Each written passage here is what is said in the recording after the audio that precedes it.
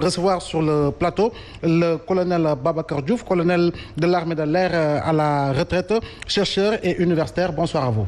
Bonsoir, monsieur. Il y a également en face de notre colonel, monsieur Barkaba, un confrère, un ami que nous avons le plaisir de retrouver sur le plateau de l'Essentiel. Bonsoir à vous, Barka, et merci d'avoir accepté notre invitation. Merci beaucoup, Lai, et c'est un plaisir pour moi de partager ce plateau avec mon colonel et un confrère que j'estime beaucoup.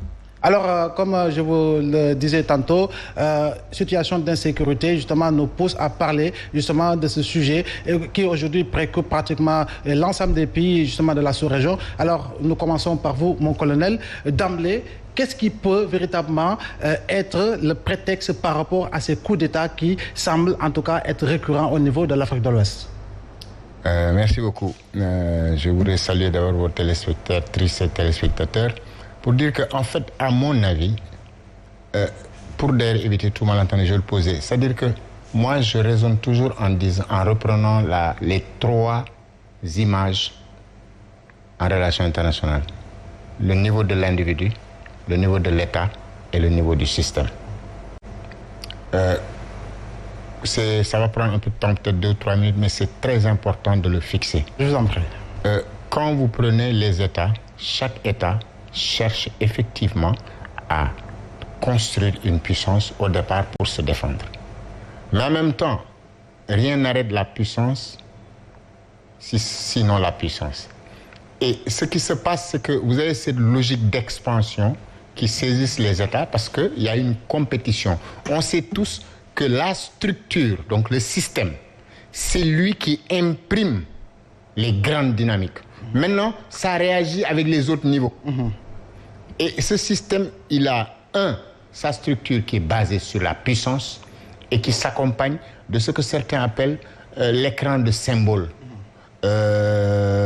Nietzsche dirait que c'est Apollon avec ses multiples masques qui cachent Dionysos. Et notre problème, c'est que d'une part, nous avons au niveau local des problèmes politiques. Rousseau disait: pourquoi l'Union garantirait-elle la sécurité du souverain par rapport à la rébellion si elle ne peut pas accorder à la société civile le même égard face à la tyrannie des gouvernants? La CEDEAO s'est positionnée contre la rébellion, c'est vrai, et je suis d'accord, mais elle ne pèse pas suffisamment sur les gouvernants. Ce déséquilibre-là, qui vient trouver des lignes de clivage qui parcourent nos sociétés, c'est une chose, c'est la logique locale. La logique systémique, elle a commencé à partir des années 2015. Elle se traduit par quoi? Par un lien que vous trouverez dans un Brésil qui a connu à un moment des problèmes avec Dilma Rousseff, le Venezuela qui connaît des problèmes, la Bolivie qui en a connu, l'Asie, l'Europe, etc. Et chez nous, ça a commencé par des printemps, ça a eu la Libye, donc au départ, mais quand ça s'est consolidé, aujourd'hui l'Éthiopie est dans le même truc, le Soudan aussi. Effectivement. Et ça arrive vers nous. Ça veut dire quoi? Ça veut dire que ceux qui sont en compétition ont des stratégies. Ça n'a rien de personnel. Comme disaient les Athéniens, la puissance, nous l'avons trouvée. Nous ne l'avons pas inventée, nous l'avons trouvée ici. Nous allons la laisser ici. Nous l'utilisons comme d'autres l'ont utilisé avant nous et d'autres le feront après nous. Et vous-même, auriez-vous été à notre place, vous aurez fait la même chose. Voilà les clés qu'il faut maintenant connecter. En tout cas, moi, en ce qui me concerne, depuis que cette transition, je l'ai identifiée, je dis toujours, quand je vois quelque chose, je dis, OK, à qui profite le crime? Mozambique, il y a des rebelles islamistes, je regarde. L'Éthiopie, on descend, et j'ai bien aimé la réponse des Kenyans quand ils disaient qu'on ne peut pas trahir l'Égypte. Si on l'Éthiopie, si on refuse ça, à ce moment, on peut commencer à freiner et à imposer un ordre régional bâti sur la démocratie. Bâti sur la démocratie, oui. C'est important, nous allons y revenir. Et donc le peuple. Oui. Voilà. D'accord, avec votre permission, mon colonel, nous allons y revenir. Mais je rappelle que la dernière nouvelle reçue, en tout cas jusqu'au moment où nous commencions l'émission L'Essentiel, c'est qu'en réalité, au niveau de la Guinée-Bissau, la situation était complètement sous contrôle des forces loyalistes et que le président Embalo et son premier ministre étaient en sécurité. Alors, le colonel a bien campé le débat. Barkaba, Bafet, il a parlé de Dionysos, mais nous osons espérer que ceux-là qui prennent le pouvoir ne seront pas totalement enivrés. Quand on voit ce qu'il se passe au Mali, avec le soutien de la population malienne, ce qui se passe en Guinée, au Burkina, mais qu'est-ce qui véritablement peut expliquer ce soutien de putschistes alors que l'on sait que les coups d'État ont toujours été condamnés?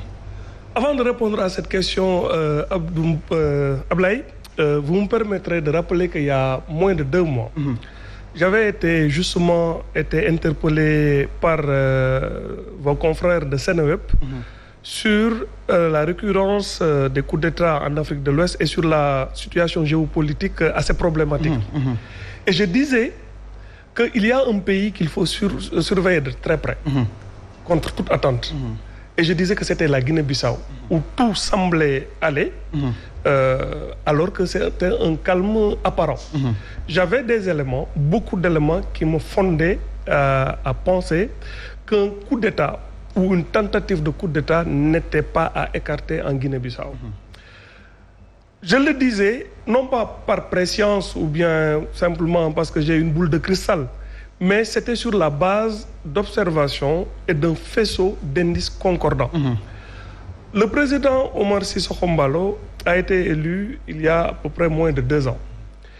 Mais pour qui connaît la trajectoire tourmentée de la Guinée-Bissau et les conditions qui lui ont permis d'accéder au pouvoir, on pouvait valablement et raisonnablement penser qu'il n'était pas encore bien assis sur son fauteuil.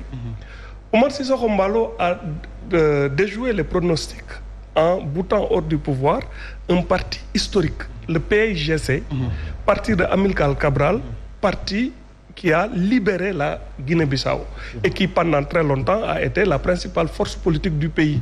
Omar Sissoko Embalo lui-même et ses camarades sont des dissidents du PAIGC. Ils ont fondé leur parti qui s'appelle le MADEM G15, dirigé par Brahima Camara. Mais Omar Sissoko Embalo, ayant été Premier ministre avant d'être président, était la figure la plus marquante et l'étoile montante de ce parti. On l'a mis en avant pour briguer les suffrages.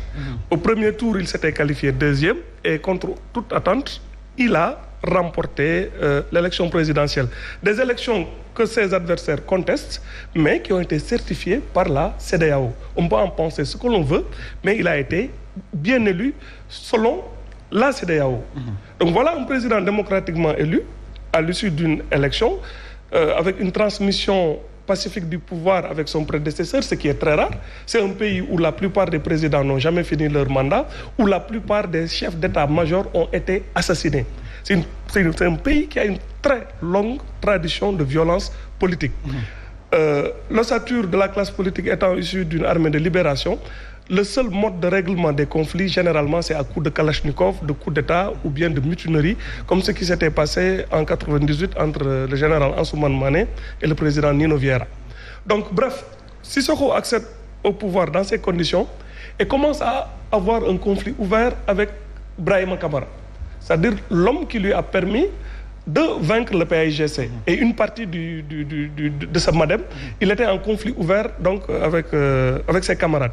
Omar Sissoko Embalo était en conflit ouvert avec l'actuel Premier ministre qui s'appelle Nuno Nabiam et qui est issu d'un autre parti, mais qui l'a aidé dans son alliance à renverser le PAIGC.